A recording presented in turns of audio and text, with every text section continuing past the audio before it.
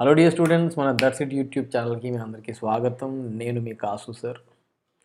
Chemistry లెసన్స్ని తక్కువ టైంలో revision చేసుకుంటూ మీలో కాన్ఫిడెన్స్ని పెంపొందించే ప్రయత్నం చేస్తున్నాను. ఇక్కడ ప్రతి చాప్టర్కి మనం హార్డ్లీ 30 మినిట్స్ ఆర్ మ్యాక్సిమం అంటే 40 మినిట్స్ తీసుకొని అన్ని చాప్టర్లో ఉన్న ఇంపార్టెంట్ కాన్సెప్ట్స్ని కవర్ చేయడమే కాకుండా ఆ థియరీ అయిపోయిన తర్వాత కొన్ని క్వశ్చన్స్ చేసుకుంటూ ఏ విధంగా ఆ థియరీని మనం న్యూమరికల్స్కి లేదా క్వశ్చన్స్కి ఆపాదించవచ్చు నేర్చుకుంటున్నాం. దీనిలో భాగంగా ఆర్గానిక్ కెమిస్ట్రీలో అతి తక్కువ చాప్టర్స్ మాత్రమే మిగిలిపోయినాయి. ఆల్కహాల్, ఫినాల్, ఈథర్ ఒక యూనిట్ అయితే, ఆల్డిహైడ్స్, కీటోన్స్, కార్బాక్సిలిక్ యాసిడ్ ఇంకొక యూనిట్ కింద తీసుకున్నట్టయితే మనకి ఇంకా మేజర్ చంక్ అయిపోయినట్టే ఆర్గానిక్లో. ఇన్ఆర్గానిక్లో కొంత పోర్షన్ డిలీట్ అయింది, మనందరికీ తెలిసిందే కదా. హైడ్రోజన్ పోయింది, ఎస్ బ్లాక్ పోయింది, పీ బ్లాక్లో ఉండే ఆ స్ట్రక్చర్సు, ఆ కెమికల్ కాంపౌండ్ సంబంధించిన బిహేవియర్స్ ఇవన్నీ పోయినాయి. మెటలర్జీ లేదు. సో ఇప్పుడు పానికింగ్ మనకేం లేదు, ట్రిగ్గరింగ్ బటన్ మనకేం లేదు. సో ఇక్కడ ఏంటంటే మనం నిదానంగా ఒక్కొక్క టాపిక్ని నేర్చుకుంటూ జనవరి 10 లోపు కాంప్రహెన్సివ్గా మన రివిజన్ పూర్తి చేసినట్టయితే మీరు 10 తర్వాత మనం అనుకున్నాం కదా దసరా నుంచి సంక్రాంతిలోపు కెమిస్ట్రీ అయిపోవడం. 10 తర్వాత నేను మీకు కొన్ని మన టెలిగ్రామ్ ఛానల్లోనే డైలీ ఒక గ్రాండ్ టెస్ట్ని కండక్ట్ చేస్తాను. దానిలో మీరు తెచ్చుకునే మార్క్స్ని బట్టి మీ ఫైనల్ ఎగ్జామ్లో స్కోర్ అనేది ఉంటుంది. సో నేను మీకు ప్రామిస్ చేసినట్టుగా 25 questions out of 25 in JEE mains లేదా 45 questions out of 45 in neat examination తీసుకురావడానికి కావాల్సినంత కెమిస్ట్రీ ఇస్తున్నా. కాకపోతే ఇది ఇక్కడికే సరిపోదు. మీరు దీని తర్వాత ఇమ్మీడియట్లీ పీవైక్యూస్ అంటే ప్రీవియస్ ఇయర్ క్వశ్చన్స్ కానీ లేదా ఇంకేమైనా ప్రాక్టీస్ బుక్లో వచ్చి ప్రత్యేకంగా మన ఎన్సీఆర్టీ లేదా ఐపీఈ బుక్లో వెనకాల ఉన్న క్వశ్చన్స్ని సాల్వ్ చేస్తే ఈ కాన్సెప్ట్ సంబంధించిన గ్రిప్ అనేది మీకు దొరుకుతుంది. So let's start the session. Alcohols ఎన్నో రాష్ట్రాల ఖజానా నింపే అతి ఇంపార్టెంట్ సబ్జెక్ట్ ఇది. ఏ విధంగా ప్రిపేర్ చేస్తారంటే మీకు ఒక మాట ఎప్పుడు నేను చెప్తా ఉంటాను, any organic compound can be converted into any other. గుర్తుపెట్టుకోండి, ఆల్కేన్ నుంచి ఆల్డిహైడ్, కీటోన్స్ వరకు నువ్వు ఏదైనా తయారు చేయొచ్చు. సో ఆల్కేన్స్ అన్నీ రియాక్ట్ కావు, కాకపోతే ఇది ఒక ఫ్రీ రాడికల్ మెకానిజం ఫాలో అవుతుంది కనుక టెర్షరీ పొజిషన్లో మాత్రమే ఈ ఆక్సిడేషన్ అనేది ఈజీగా జరుగుతుంది. సో మీకు వచ్చేది టెర్షరీ బ్యూటనాల్. ఇది మనం ప్రాపర్టీస్ ఆఫ్ ఆల్కేన్స్లో కూడా చూసాం. ఆల్కీన్స్ అంటే ఆల్కహాల్కి, ఆల్కహాల్స్ అంటే ఆల్కీన్కి చాలా ఇష్టం, ఎందుకంటే ఇవి కాంప్లిమెంటింగ్ ఈచ్ అదర్. ఇది నుంచి అది తయారు చేయొచ్చు, దాని నుంచి ఇది తయారు చేయొచ్చు.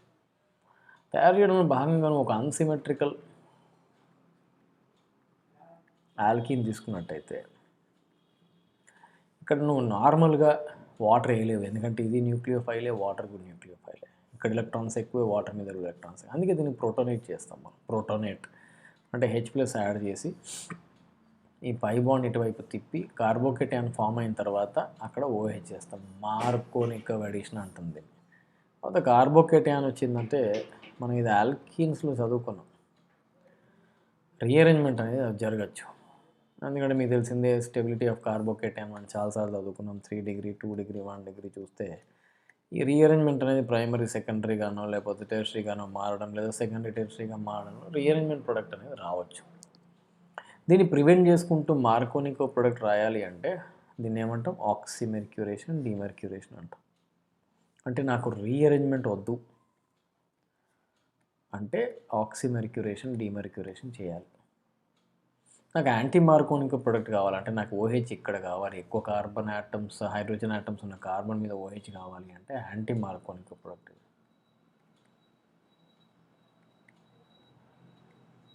ఇది మార్కోనికో ప్రొడక్ట్ రీఅరేంజ్మెంట్ లేకుండా. ఫస్ట్ది రీఅరేంజ్మెంట్తో పాటు. ఆ తర్వాత నాకు హాలోజన్ అండ్ OH రెండు కావాలి అన్నప్పుడు నువ్వు ముందు హాలోజన్ వేస్తే నీకు సైక్లిక్ హాలోనియం అయాన్ వచ్చిన తర్వాత నువ్వు దీన్ని తదనుసారంగా వాటర్తో రియాక్షన్ చేస్తే న్యూక్లియోఫిలిక్ సబ్స్టిట్యూషన్ జరిగి ఈ రింగ్ ఓపెన్ అయ్యి నువ్వు అనుకున్న ఆల్ఫా హాలో హైడ్రిన్ అనేది మనకు ఫామ్ అవుతుంది. సో ఇది ప్రిపరేషన్లో ఒక ఇంపార్టెంట్ ఘట్టం, ఆల్కిన్ నుంచి ప్రిపేర్ చేయడం. అదేవిధంగా మనం చదువుకున్నాం ఆల్కైల్ హలైడ్స్ SN2 మెకానిజం అవుతాయి. ప్రైమరీ SN1 మెకానిజం అయితే టెర్షరీ బేసిస్ మీద క్లోరిన్ ప్లేస్లో మనం ఏం చేస్తున్నాం, ఇక్కడ OH పెడుతున్నాం. న్యూక్లియోఫిలిక్ సబ్స్టిట్యూషన్ అని చదువుకున్నాం. On alkyl halides aqueous KOH reagent లాగా. అదేవిధంగా ఆల్డిహైడ్, కీటోన్స్, కార్బాక్సిలిక్ యాసిడ్ ఏది తీసుకున్నా సరే మీరు రిడక్షన్ చేసినట్టయితే, అంటే ఒక హైడ్రోజన్ ఇక్కడ ఒక హైడ్రోజన్ ఇక్కడ ఇచ్చినట్టయితే మీకు ఆల్కహాల్ రావచ్చు. అయితే మీరు ఇక్కడ ఆల్డిహైడ్ తీసుకుంటే ప్రైమరీ ఆల్కహాల్, అవునా? కార్బాక్సిలిక్ యాసిడ్ తీసుకున్నా కూడా ప్రైమరీ ఆల్కహాల్ వస్తుంది. ఇక్కడ రియేజెంట్స్ అనేవి డిఫరెంట్ ఉంటాయి. ఒకటేమో hydrogen in presence of palladium charcoal లేదా hydrogen in presence of ruthenium charcoal. రిడక్షన్లో hydrogen in presence of nickel తీసుకోకూడదు, గుర్తుపెట్టుకోండి, ఎందుకంటే ఇది పోలార్ రియేజెంట్. ఇక్కడ సోడియం బోరోహైడ్రేట్ వేస్తే కీటోన్ కాస్త 2 డిగ్రీ ఆల్కహాల్ ఇస్తుంది. సోడియం బోరోహైడ్రేట్ ఎస్టర్తో రియాక్ట్ అవ్వదు, గుర్తుపెట్టుకోండి. కార్బాక్సిలిక్ యాసిడ్స్ కానీ ఎస్టర్స్ కానీ వాటితో రియాక్ట్ అవ్వదు సోడియం బోరోహైడ్రేట్ అనేది, ఎందుకంటే ఇది వీక్ రెడ్యూసింగ్ ఏజెంట్ కనుక. ఇది ఓన్లీ ఆల్డిహైడ్ లేదా కీటోన్స్ మాత్రమే రెడ్యూస్ చేస్తుంది. అదే లీథియం అల్యూమినియం హైడ్రేట్ అయితేనేమో స్ట్రాంగ్ కనుక దీన్ని రెండింటిని రెడ్యూస్ చేస్తుంది. అంటే కార్బాక్సిలిక్ యాసిడ్స్ని కానీ ఈథర్స్ని కానీ యాసిడ్ హాలైడ్స్ని కానీ అన్నిటిని ప్రైమరీ ఆల్కహాల్ కింద మారిస్తే కీటోన్స్ని సెకండరీ ఆల్కహాల్ కింద మారుస్తుంది, గుర్తుపెట్టుకోవాలి. ఈ రిడ్యూసింగ్ ఏజెంట్స్ మీద కంపల్సరీ క్వశ్చన్స్ వస్తాయి బేట. ఇది ఎస్టర్ కదా, ఎస్టర్ మీద మీరు 1 ఈక్వలెంట్ వేస్తే ఒక్క హైడ్రోజన్ మాత్రమే అటాచ్ అవుతుంది. అదే 2 ఈక్వలెంట్స్ వేసాను అనుకోండి, మళ్ళీ ఇంకో 2 హైడ్రోజన్ దీని మీద అటాక్ అయితే ఆల్డిహైడ్ కాస్త ప్రైమరీ ఆల్కహాల్ అయిపోతుంది. సో మనకి ఇచ్చే క్వశ్చన్లో చూసుకోవాలి. డైబాల్ అంటే ఏం బేట?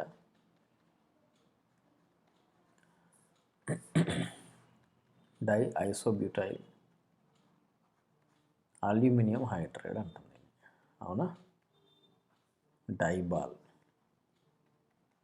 డైబాల్ హెచ్ అనాలి దాన్ని. అంటే ఐసోబ్యూటైల్ గ్రూప్స్ 2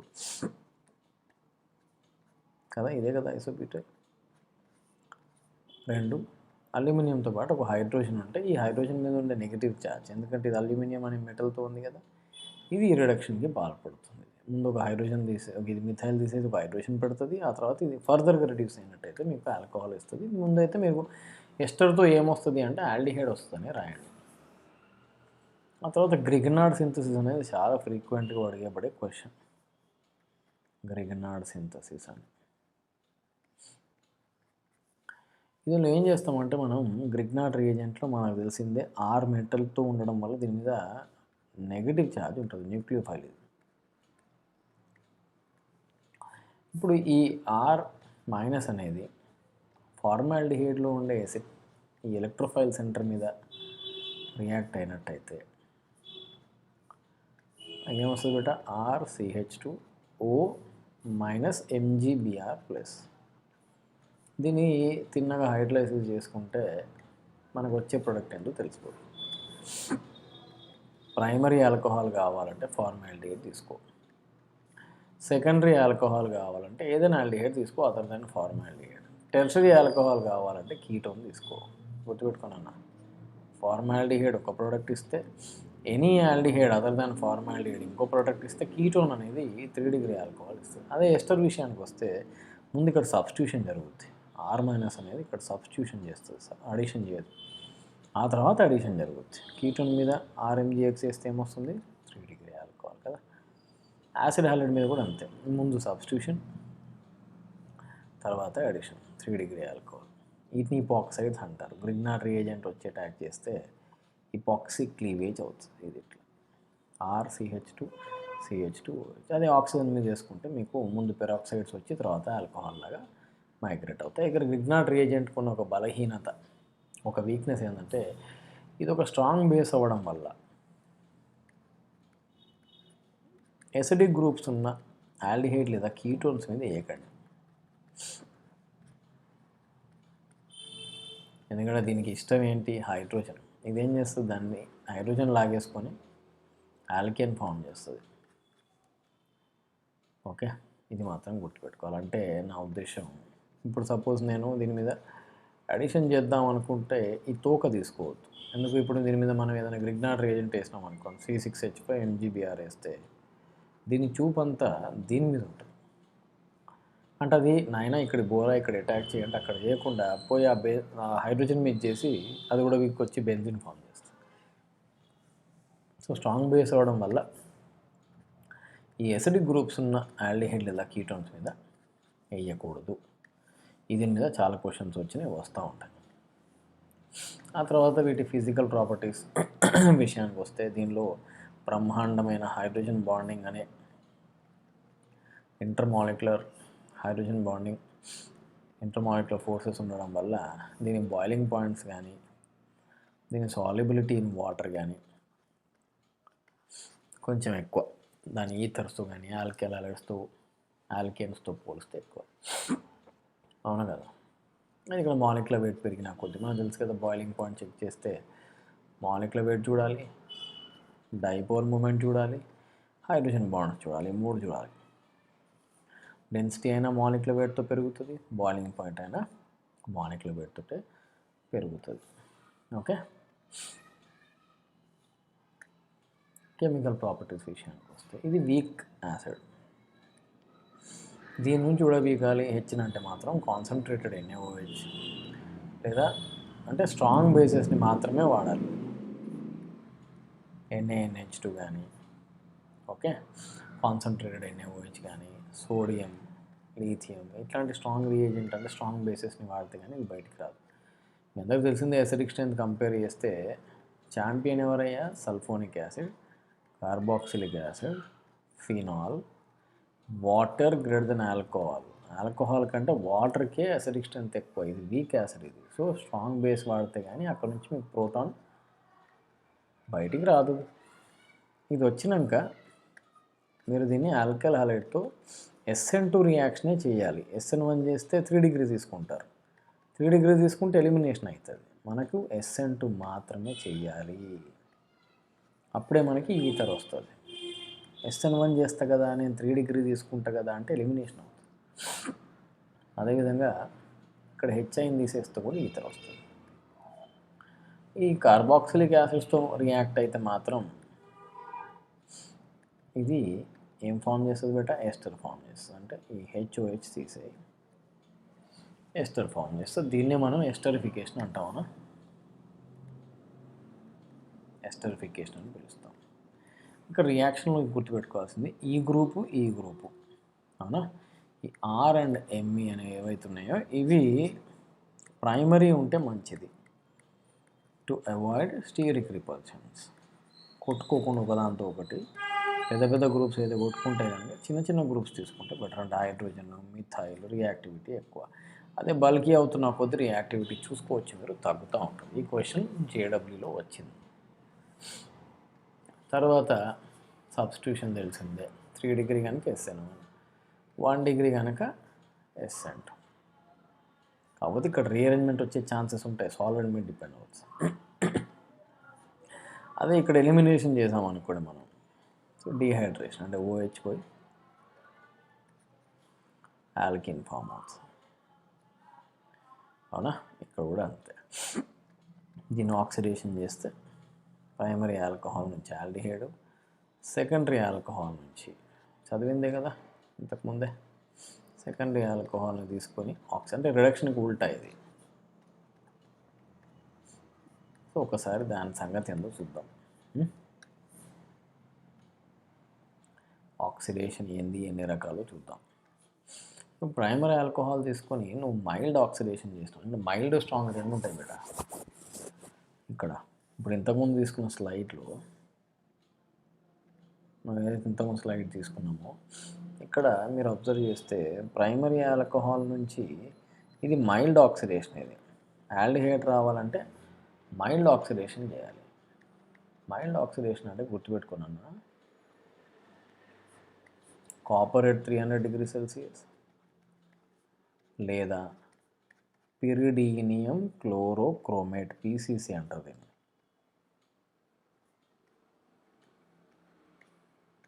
పిరిడీనియం క్లోరోక్రోమేట్ వాడితే మంచిది. మైల్డ్ ఇవి రెండు PCC. ఓకే, లేదు సార్ నేను పెద్దది వాడతా, స్ట్రాంగ్ వాడతా అంటే మాత్రం రియాక్షన్ అక్కడ కాగదు. మీకైతే ఆల్డిహైడ్ వచ్చిందో అది మళ్ళీ ఆక్సిడైజ్ అవుతుంది. సో ఇది దేనిలో స్ట్రాంగ్ తీసుకున్నట్టయితే అంటే ఫస్ట్ ఇది ఆల్డిహైడ్ వేస్తుంది, కాకపోతే ఇది మళ్ళీ ఆక్సిడైజ్ అయిపోయి ఇది అవుతుంది. ఇది నువ్వు మైల్డ్ తీసుకో, స్ట్రాంగ్ తీసుకో, ఏదైనా తీసుకో, నీకు వచ్చే సెకండరీ ఆల్కహాల్ నుంచి కీటోన్ 3 డిగ్రీ రియాక్షన్ కాదు. ఎందుకంటే 3 డిగ్రీలో హైడ్రోజన్ లేదు కదా కార్బన్ తోటి తీసేయడానికి. సో ఇక్కడ ఏం జరిగినా ఎలిమినేషనే జరుగుతుంది, ఆల్కినే ఫామ్ అవుతుంది. గుర్తుపెట్టుకోవాలి నాన్న. నో ఆక్సిడేషన్ 3 డిగ్రీ అయితే.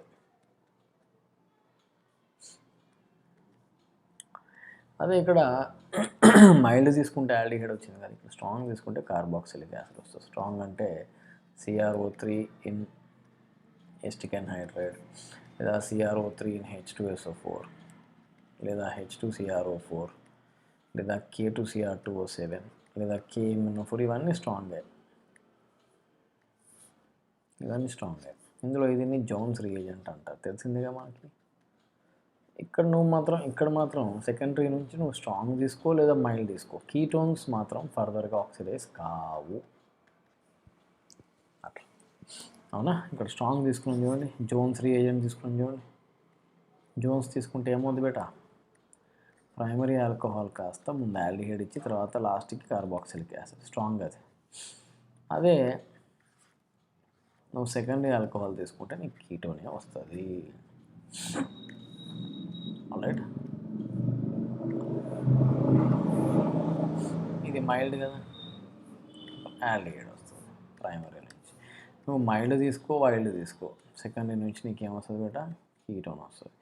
ఇది మైల్డ్ కదా నాన్న, మైల్డ్ అంటే ప్రైమరీ నుంచి ఏమొస్తుంది, మళ్ళీ ఆల్డిహైడే వస్తుంది. సో ఇట్లా కొన్ని ఎగ్జాంపుల్స్ ఇచ్చిన ఇక్కడ నేను ప్రాక్టీస్కి పనికి వస్తే. ఆ తర్వాత టెస్ట్ ఆఫ్ ఆల్కహాల్ అంటే OH గ్రూప్ని ఏ విధంగా పసిగడతామంటే, ఇక్కడ ఇది యాసిడ్ కాకపోతే వీక్ యాసిడ్ కదా, అందుకే దీనికి స్ట్రాంగ్ బేస్ వేయాలి. స్ట్రాంగ్ బేస్ వేస్తే ఈ గ్యాస్ వస్తుంది, ఎక్స్ప్లోజివ్ డెటోనేటింగ్ హైడ్రోజన్ గ్యాస్ వస్తుంది. లేదా లూకాస్ టెస్ట్ అని ఆల్కహాల్ మీద వేస్తే ఆల్కైల్ హైడ్రైడ్ వస్తుంది, రిటర్న్ Cl2 అని HCl వేస్తే. ఇక్కడ కార్బోకేటైన్ ఫామ్ అయింది కదా బేటా, సో కార్బోకేటైన్ స్టెబిలిటీని బట్టి ఉంటుంది. మనం ఎన్నోసార్లు చదువుకున్నాం కార్బోకేటైన్ స్టెబిలిటీ గురించి. ఏంటది order, benzylic, allylic, tertiary, secondary, primary, బ్యాటెస్పీ కదా. సో ఇవన్నీ స్టేబుల్ కార్బోకేటైన్స్ కనుక ఈ వైట్ జెల్ ఏదైతే ఫామ్ అవుతుంది ఇది ఇక్కడ సెకండ్స్లో ఫామ్ అవుతుంది. సెకండరీ వచ్చేసరికి మినిట్స్లో అవుతుంది, ప్రైమరీ వచ్చేసరికి అవర్స్ పడుతుంది, డేస్ కూడా పట్టచ్చు. సో దాన్ని బట్టి ప్రైమరీ ఆల్కహాలా, సెకండరీ ఆల్కహాలా, టెర్షరీ ఆల్కహాలా చెప్పొచ్చు. టెర్షరీ అయితే తొందరగా వస్తుంది. ఇదే విధంగా ఐడోఫార్మ్ టెస్ట్ అని చాలా ఇంపార్టెంట్ టెస్ట్ ఇది. ఇక్కడ ఏం చేస్తాం మనం, ఇట్లా CH3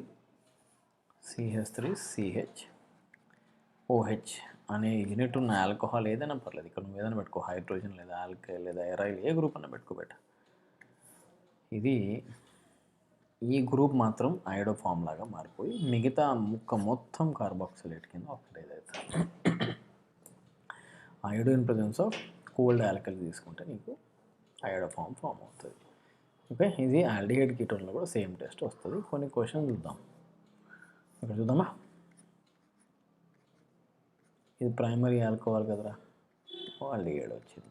సో ఆల్డిహైడ్. దీని మీద ఏం చేసినాం మనం, క్రిగ్నాట్ రియేజెంట్ వేసినాం.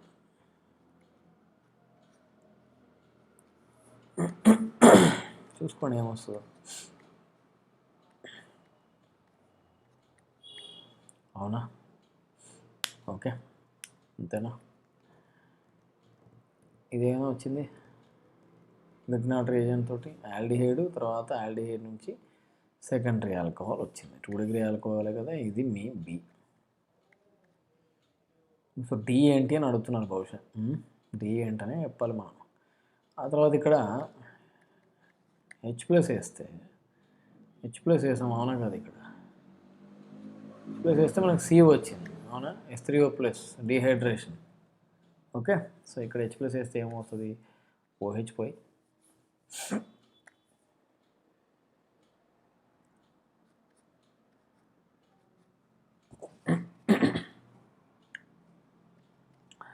C డబుల్ బాండ్ C6H5 అదే గ్రిగ్నాట్ రియేజెంట్ OMGBr కదా ఇక్కడ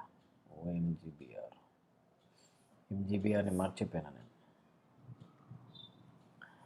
ఓకే CH ఆ తర్వాత అయ్యేది ఏంది CH OH ఆ తర్వాత ఏంటి బేట CCC కదా DCM. దీన్ని ఆక్సిడైజ్ చేస్తూ వచ్చేది ఏంది మనకి సైక్లోహెక్సైల్ ఫినైల్ కీటోన్ అదే phenyl cyclohexyl ketone. So option A is the right answer. ఓకేనా. సో ఇక్కడ NBS N-బ్రోమోసక్సినమైడ్ ఎల్ఐలిక్ సబ్స్టిట్యూషన్కి వాడతాం కదా బేట. సో ఇక్కడ బ్రోమిన్ వచ్చింది. ఓకే ఇది మీ ఎక్స్. ఆ తర్వాత HCl మీద పెరాక్సైడ్ ఎఫెక్ట్ ఉండదు గుర్తుపెట్టుకోండి. HBr మీద మాత్రమే ఉంటుంది. అంటే మార్కోనిక్ నువ్వు ఎంత చేసినా మార్కోనిక్ అడిషనే అవుతుంది. సో Y ఏంటయ్యా Br Cl అండ్ H. ఆ తర్వాత దీని మీద ఎక్సెస్ ఆఫ్ KOH యాక్పోస్ వేస్తే ఓకే ఎక్సెస్ వేసినాం కదా ఇటు క్లోరిన్ ఇటు బ్రోమిన్ రెండు పోతాయి OH. సో ఈ ప్రోడక్ట్ మనకి ఫామ్ అయిపోతుంది. ఓకేనా. సో ఈ లెక్క ప్రకారం చూసుకోండి మనకు ఆప్షన్ ఏ రైట్ ఆన్సర్ కదా నాన్న దీనికి ఏనే కదా. సో ఇక్కడ కోల్డ్ డైల్యూట్ ఆల్కలైన్ KMnO4 అంటే బేయర్ రియేజెంట్ అంటారు. ఆల్కీన్స్లో చూసారు మీరు. ఇది టెస్ట్ ఫర్ ఆల్కీన్స్ కూడా చేస్తారు ఇది. ఎందుకంటే దీనిలో ఉండే ఈ పర్పుల్ కలర్ ఏదైతే ఉంటుందో ఇది డిసపియర్ అవుతుంది. ఎందుకంటే దాంతో రియాక్ట్ అయిన తర్వాత పర్పుల్ కలర్ మాయమైపోతుంది. అది ఏం చేస్తుంది ఇంతకీ రెండు OHలని సేమ్ సైడ్ యాడ్ చేస్తుంది. ఇప్పుడు జోన్స్ రియేజెంటే కదా ఇది లేదా అట్లాంటిదే. ఎస్టిక్ యాసిడ్ వేస్తే మీకు తెలిసిందే ఇది 2 డిగ్రీ 3 డిగ్రీ 3 డిగ్రీ ఆక్సిడైజ్ కాదు ఓన్లీ 2 డిగ్రీ మాత్రమే ఆక్సిడైజ్ అవుతుంది అనుకున్నాం కదా మనం. సో 3 డిగ్రీకి ఏం కాదు అక్కడ ఓన్లీ 2 డిగ్రీ మాత్రమే ఆక్సిడైజ్ అవుతుంది. సో ఈ కాంపౌండ్ మనకి ఏ ఇది బి అవునా. ఆప్షన్ చెక్ చేద్దామా మరి. ఆప్షన్ ఏగానే కదా ఇది కూడా వరుస పెట్టి. Okay so hope you have understood everything related to the alcohols. వచ్చే సెషన్లో ఫినాల్స్ అండ్ ఈథర్స్ ఒకటే సెషన్లో కంప్లీట్ చేద్దాం. అంతవరకు చూస్తూనే ఉండండి. ఈ వీడియో మీకు నచ్చినట్టయితే లైక్ మీ ఫ్రెండ్స్తో షేర్ చేయండి. అదేవిధంగా కొత్త అయితే ఛానల్కి సబ్స్క్రైబ్ చేసుకోండి. That's it.